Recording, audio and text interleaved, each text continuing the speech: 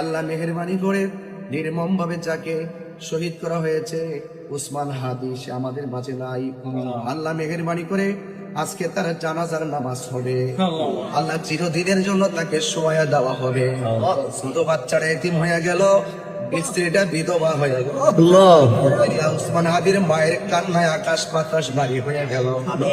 আল্লাহ মেহেরবানি করে আল্লাহ তার জিন্দেগির গুনাহগুলো মাফ করে দাও। আমিন। আল্লাহ তার কবরটারে জান্নাতুল ফেরদৌসের আলা মাকাম বানায় দাও। আল্লাহ মেহেরবানি করে আমাদের এই বাংলাদেশ থেকে হিংসা বিদ্বেষের রাজনীতি বন্ধ করে দেয়। আল্লাহ আমাদের এই দেশে খোলা